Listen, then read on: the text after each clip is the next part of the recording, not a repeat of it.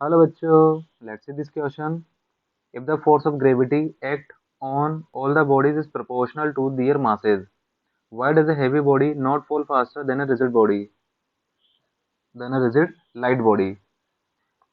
तो क्वेश्चन में ये कहना चाह रहा है दो अलग अलग body, suppose this is earth और एक पर्टिकुलर हाइट से हम लोग दो बॉडीज को ड्रॉप कर रहे हैं. एक जो बॉडी है वो है हेवी और दूसरा बॉडी है लाइट बॉडी है. तो इसमें बोला जो फोर्स ऑफ ग्रेविटी है, force of gravity, let suppose F, ये होता है mg, मतलब ये डिपेंड करता है मास ऑफ द बॉडी पर, राइट.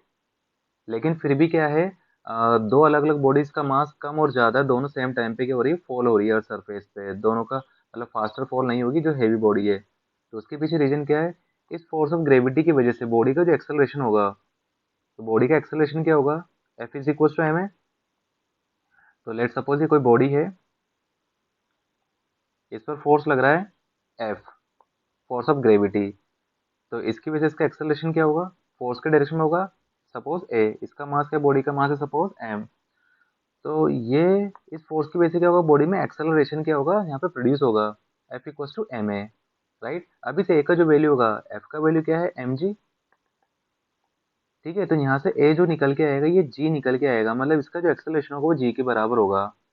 सपोज अगर हम लोग यहाँ पे हेवी मास की बात करें, मतलब मास अगर स्मॉल एम की जगह कैपिटल एम पुट करें, तब भी वो कैंसिल आउट होगा दोनों साइड से. तो दोनों केसेस में जो एक्सेलरेशन ड्यू टू ग्रेविटी आएगा वो क्या आएगा, सेम आएगा. तो acceleration due to gravity is same in both cases.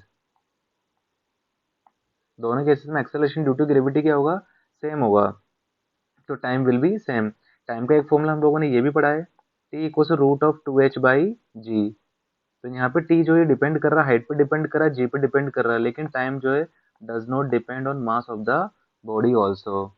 तो I hope you understood this question. Thank you.